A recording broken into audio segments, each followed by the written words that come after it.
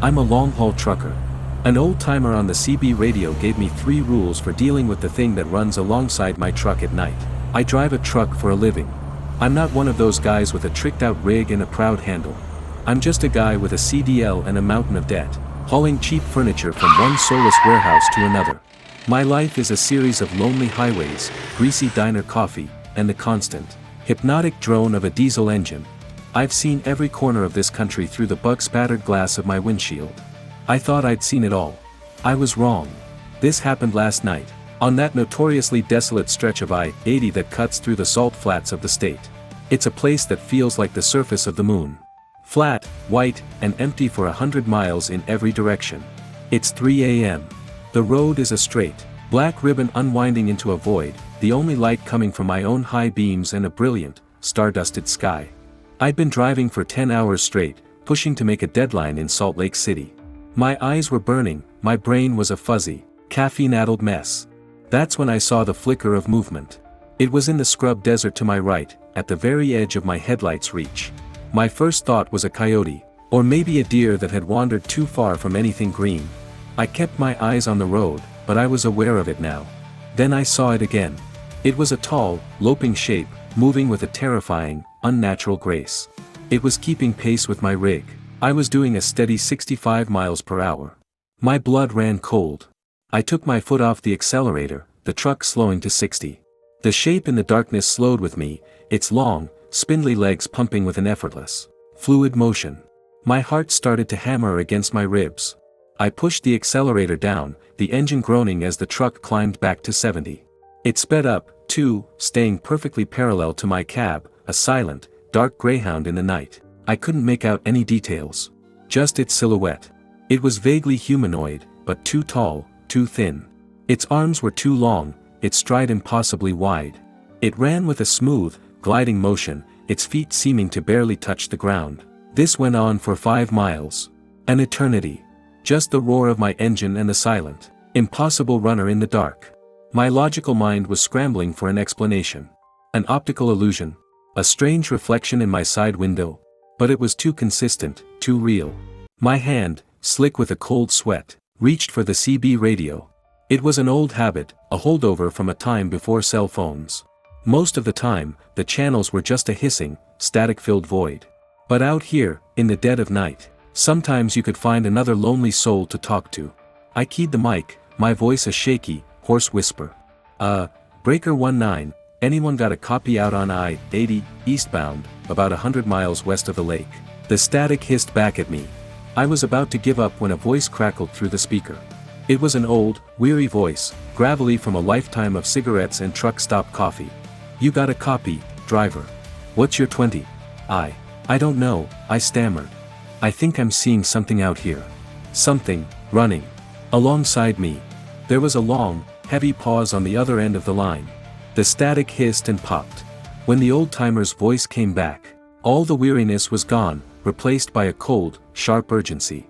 Son, you listen to me, he said, his voice low and serious. You listen to me and you do exactly what I say. You see a tall, fast runner out there in the dark. Yeah, I whispered. Okay. You've got a pacer. We call M pacers. Now, you're gonna follow a few simple rules. You got that? Simple, but you don't break M. Not for anything. What are the rules? Rule number 1. The voice crackled. You do not take your eyes off the road to stare at it. You see it in your peripheral vision, you keep it there. You do not give it your full attention. You understand? Okay, I said, my eyes glued to the white lines on the asphalt in front of me, even as my brain was screaming at me to look to my right. Rule number 2. You do not acknowledge it in any way. You don't flash your lights, you don't honk your horn, you don't talk to it. As far as you're concerned, it's not there. It's just a shadow, a trick of the light. You give it nothing. Got it, I breathed. And rule number 3, the old-timer said, his voice dropping even lower. And this is the most important one. Whatever you do, son, you do not stop your vehicle. Not for anything. Not for a flat tire, not for a flashing light. Not if the damn engine catches on fire. You keep that truck rolling until the sun comes up. You hear me? But what is it? I pleaded. What does it want? There was another long, heavy sigh from the other side of the radio. Kid. It's an escort. The problem is, you don't want to go where it's taking you. You just keep driving. You keep your eyes on the road, and you drive east. Pray you got enough fuel to make it to dawn. The radio went silent. He was gone. And I was alone again, with the silent runner and his 3 terrible rules. I tried to focus. Eyes on the road. Don't acknowledge it. Don't stop. It sounded simple enough. But the presence of it, a constant, loping shadow in the corner of my vision, was a screaming distraction. I glanced down at my GPS, hoping the familiar, comforting sight of the digital map would ground me. But the screen was wrong. The little icon that represented my truck was no longer on the clean, straight line of I-80. It was on a thin, gray road that wasn't on the map. A road that was veering off into a vast, blank, unlabeled spot on the screen. The GPS was still tracking my speed, my heading, but it was showing me on a road that didn't exist. My heart seized. I looked up. And up ahead, in the distance, I saw them. Faint, flickering lights. The lights of a town. It was impossible. I knew this stretch of road like the back of my hand. There was nothing out here. No towns, no truck stops, no civilization for at least another 50 miles. But the lights were there, a warm, inviting glow in the oppressive darkness. And the pacer, still running alongside my truck, subtly, gracefully, lifted one of its long, thin arms, and then just gestured. A slow, deliberate point towards an off-ramp that was now materializing out of the darkness ahead. An off-ramp that I knew, with an absolute certainty, was not supposed to be there. The off-ramp led directly towards the ghost town. It was a silent, undeniable command. A polite, but firm, invitation to a place I did not want to go. Rule number 3. Do not stop. But what about turning? The old-timer hadn't said anything about turning. My hands were slick on the steering wheel. The pull to turn, to follow the lights, to follow the pacer's silent instruction, was a physical thing. A magnetic urge. But the old man's terrified voice was a louder sound in my head. You don't want to go where it's taking you. I kept the wheel straight. I kept my eyes on the road ahead, on the true, real, lonely ribbon of I-80. I ignored the phantom off-ramp. I ignored the silent, pointing arm in my periphery. The moment I passed the off-ramp, the atmosphere in the cab changed. The air grew cold, heavy. And the pacer. It was no longer loping gracefully. The smooth, fluid motion was gone, replaced by a jerky, angry, frantic pumping of its limbs. It was still keeping pace, but it was a movement of rage, of frustrated energy. I had disobeyed. Up ahead, I saw flashing lights. My first thought was a police car, a state trooper. A wave of relief washed over me. But as I got closer, I saw it was just a car, pulled over on the shoulder, its hazard lights blinking in a steady, lonely rhythm. The driver's side door was wide open.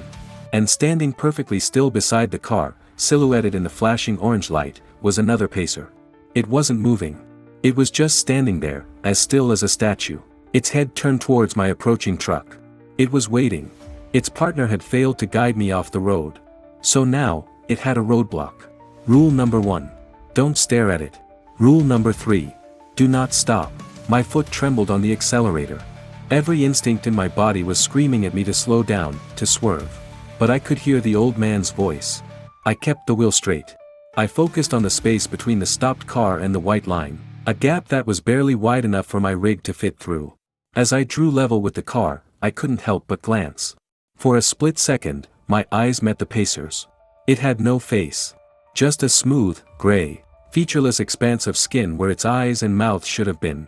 And as my high beams washed over it, that blank face turned, its head tracking my cab as I passed, a silent, damning accusation.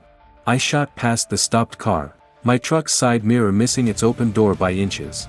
In my rearview mirror, I saw the pacer, still standing there, a silent, faceless sentinel in the flashing lights. And then, it started to move, loping after me, joining its partner in the angry, frantic chase. There were 2 of them now. The next few hours were the purest, most distilled form of terror I have ever known. 2 loping, silent shapes in the darkness, one on either side of my truck. The road in front of me seemed to warp and twist, the white lines writhing like snakes. The ghost town lights appeared and disappeared on the horizon, a siren's call I had to constantly, actively resist. My GPS was useless, the screen a chaotic mess of non-existent roads and impossible topography. I was alone, in the dark, in a place that was no longer following the rules of the world I knew. My only compass was the memory of the old trucker's voice. My only hope was the faint, gray promise of dawn on the eastern horizon. I drove. I kept my eyes on the road. I didn't acknowledge them. I didn't stop.